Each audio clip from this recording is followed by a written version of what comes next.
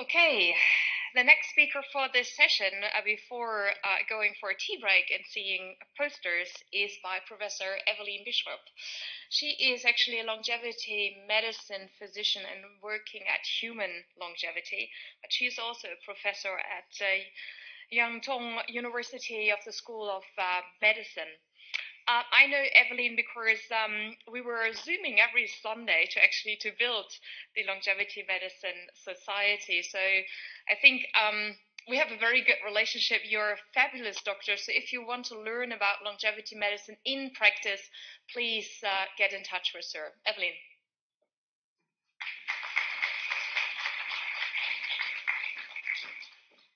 Thank you so much, Andrea and Brian, for inviting me to be here. It's a great pleasure to speak in front of such a stellar audience and such a stellar panel for speakers. And thank you for the great introduction. Indeed, we had 9 months of very pleasant work together. And I think if I may say, our baby Healthy Longevity Medicine Society has been launched on the 8th of August. So 8/8/2022, a lot of 8s, very symbolic. And yesterday we had the wonderful inauguration meeting in person. It's a great challenge to speak after Professor Kirkland, Professor Randolph, Professor Maier. It's almost doomed, but to not be successful. So the best thing I can do is to shift from science and what we know already from aging processes or what is being studied towards what we are trying to do in the practice. And as you will see, most of the speech will be about translating and bridging. And let me start with disclosures. Having lived in Switzerland for over a decade, I think this is what I've been taught. You always disclose your tax statement and then what you're affiliated with. And I have no affiliations but the clinic. So I wanted to disclose that I'm primarily a clinician. I am an internal medicine physician and oncologist, but most of my work is at the ICU unit in Shanghai, not only. So I do deal with a lot of complex issues. And as Andrea mentioned in her talk, what we see in longevity medicine or healthy longevity medicine is that we have a lot of interactions. And if you influence one of the pathways, one of the clocks, one of the whichever intervention you would choose for whichever process or organ or molecular pathway, you will somehow influence the other. Some of the doctors here might know the book, The House of God, which is very, very nicely explaining how you might damage one system by healing another system.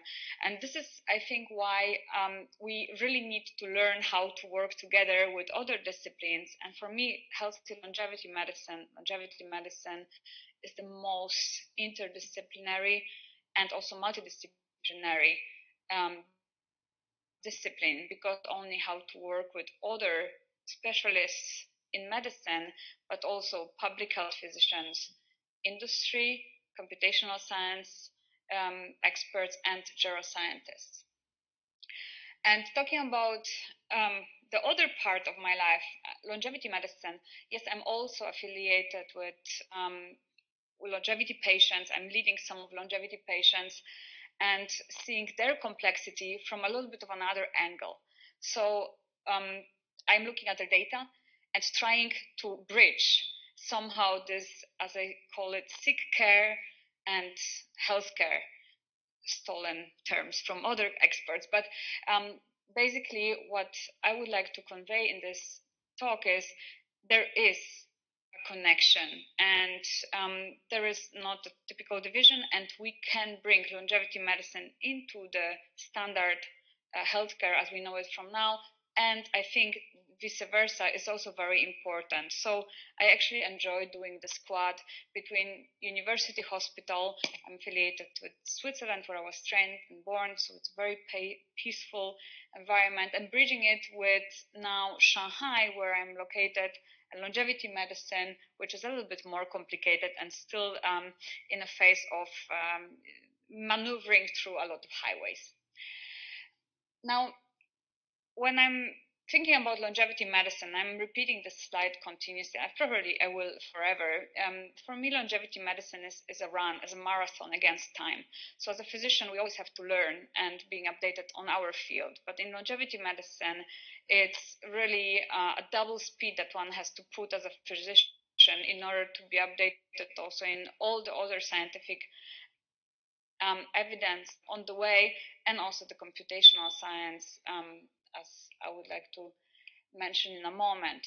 And 2 years ago, we were trying to define the field of longevity medicine. I hope this will not get forgotten as a first tiny attempt, not to claim that we defined the field, but we already there with Dr. Kayfoli and Professor Javronkov, Nature Aging, tried to comprehensively put a small definition packed into one sentence of a longevity medicine being a branch of precision medicine or medicine that is targeting health and lifespan, integrating different biomarkers of aging and targeting aging, also with the support and help of AI.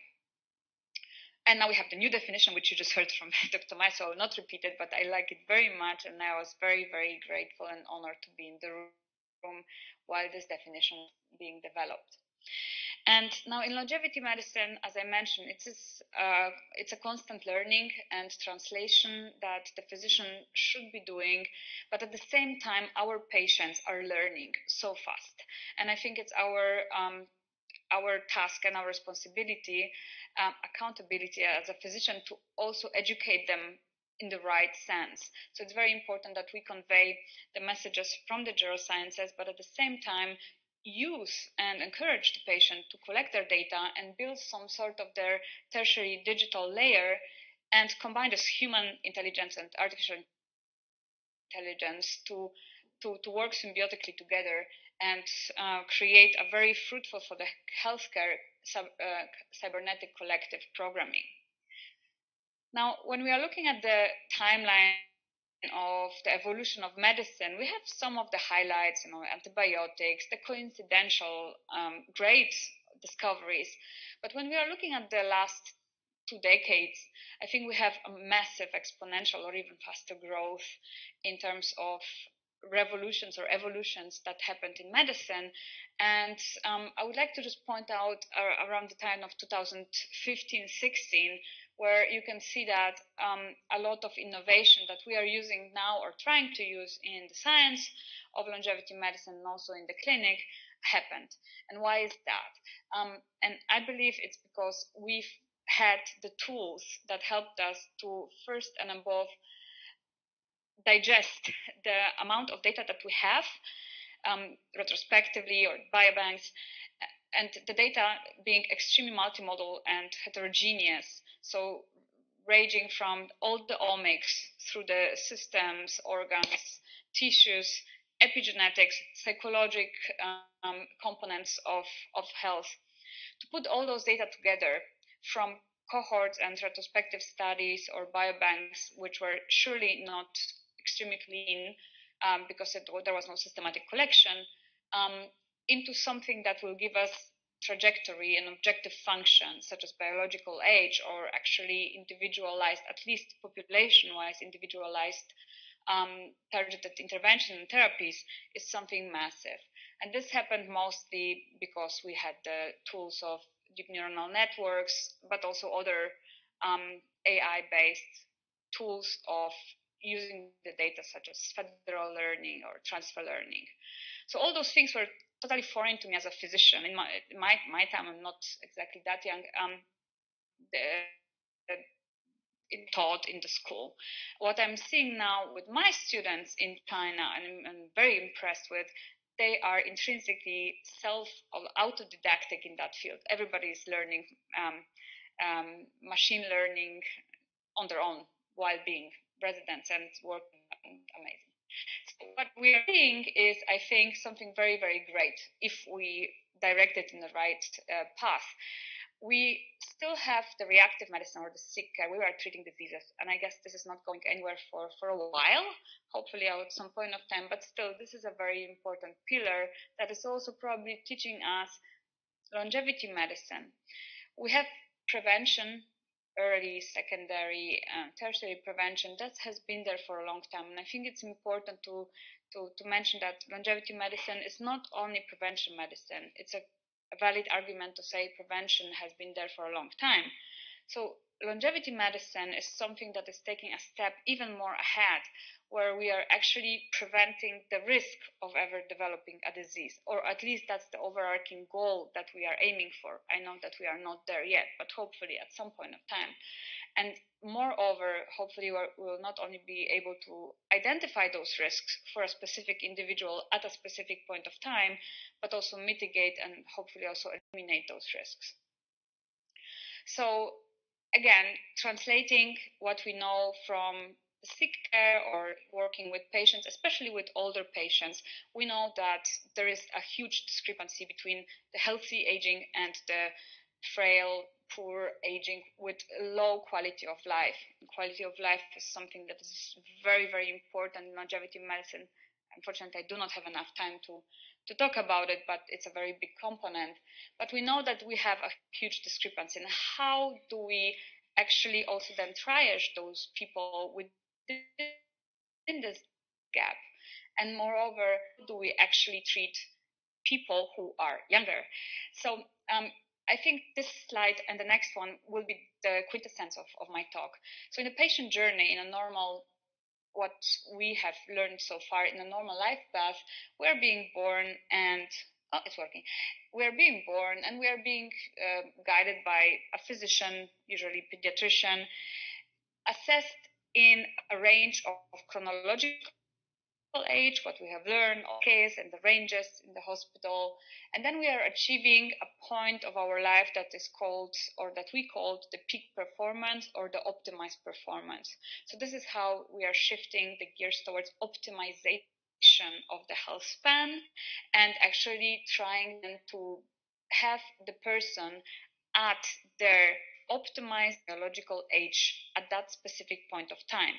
Now, in a normal patient journey, after this peak, we are at a different pace with a different outcome in terms of lifespan, but mostly this part here is affiliated with different disciplines being treated by different physicians and accumulation of different type of age-related diseases. And mostly we're still evaluated within a range of chronological age based on the studies, that's the system, and ranges that we know from the hospitals. So how do we do it in longevity medicine, at least at this very preliminary steps that we can do right now? The curve is not changing. And again, longevity medicine, as we have heard many times, and I agree very much, is not about extending the lifespan. The current healthcare has already done it. That's why we have the silver tsunami. So we are now trying to extend the health span. If the lifespan extension is affiliated with this in a good health and good quality of life, great. But that's not the primary goal. So, And so in longevity medicine, we are now trying to, with the help of different types of data that I have shown previously, establish with help of clocks, different types of clocks, the biological age of the person at a specific point of time. And then also to understand which parameters play a role and to which type of range should they be restored or changed so that the person will be at his or her best biological age at a specific point of time. And it doesn't mean that we will always try to bring somebody to the age of 30 or 40 biologically, not at all. The optimal biological age will be changing across the health span. And that's the second part of the definition, optimizing health span across the lifespan. In terms of practical longevity medicine, we have two legs, as I like to call it, the diagnostics and the therapies. The diagnostic leg is the stronger right now, but the argument, why do we do diagnostics if we don't know what to do with it later, is, I think in this field, maybe too preliminary, because if we don't have enough diagnostic tools right now to identify the right biomarkers, we will never be able to at all validate any interventions that are on the way. So in my personal opinion, it's important to diagnose a lot, meaning to measure a lot and as much as possible, as Professor Kirkland mentioned, also to sample I'm working a lot with iPSCs and any other types of tissues that we can collect from patients, mostly cancer patients, so healthy and not healthy tissues, compare, etc., in order then to really curate huge data sets that can be validated and hopefully give us some of a perspective on what should be measured later on as a biological biomarker of healthy longevity. And some of the attempts are being done already. There are clinics that are comprehensively measuring a lot of what we would call partially longevity diagnostic biomarkers, so all the type of physiological, omics, genetics, imaging, physiological and psychological, and then also neurodegenerative markers. For example, at HLI, it's about 150 gigabytes per patient per year every time. And with this, there's further scores that are developed, for example, in genetics. What is very helpful, at least to motivate the patient to do something, is the polygenetic or the polymorphic risk score. And also pharmacogenetics, so that at least we don't do some massive mistake in treating a patient with the medication that is definitely not working for that patient or harming him or her. But I think what I'm mostly excited about is really that we have better and better measurements, panels, liquid samples and liquid biopsies and measurements and sensors that can collect a lot of data from the patient at their homes every day, 24/7, so really extremely granularly. And this will definitely help us later on, as we have heard, to develop newer and better AI-based drugs, also targeting aging, and better clocks. That would be my point, also relating to Andrea's talk.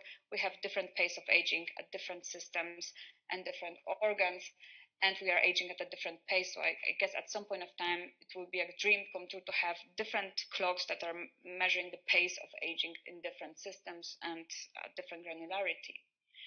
That will help us then to develop a proper longevity protocol for a patient to know when to diagnose and to measure what, and then also what to do with it. So one of the things, just as a practical example, is the use of deep aging clocks. There are a variety from methylation, but also to photo aging clocks and psychological aging clocks.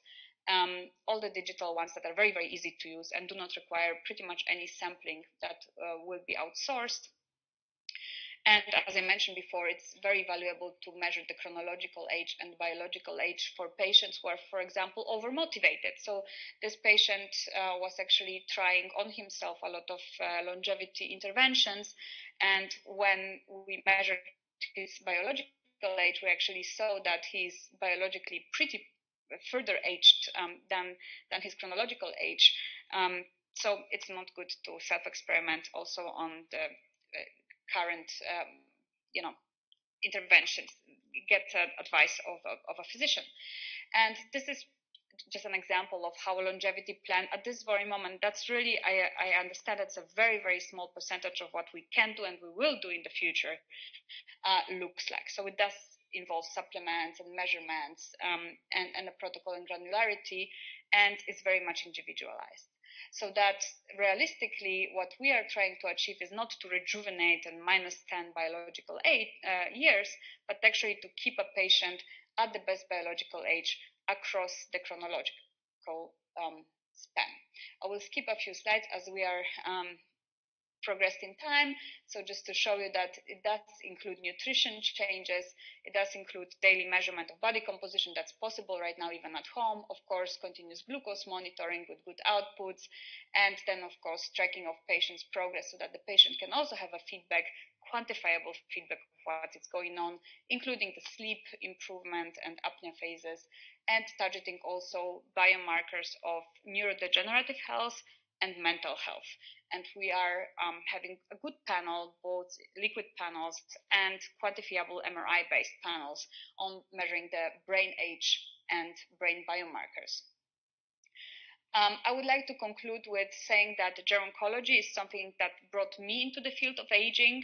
As a physician in oncology, I was interested on how we are actually treating patients that are over 65 and have cancer, where no of the guidelines are covering them, and what is actually their outcome in terms of toxicity and quality of life.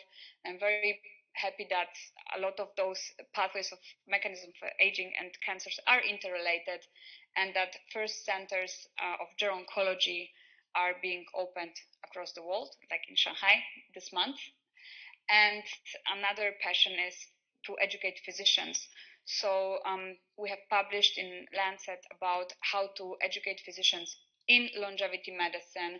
There are courses that some of you might know that are for free at longevity.degree that you can take, and you can get CME accredited with AMA, so globally valid CME accreditation. And with this, I would like to conclude and say that it's great to be alive in the momentum of longevity ecosystem. Open for any questions probably afterwards, and thank you very much for your attention.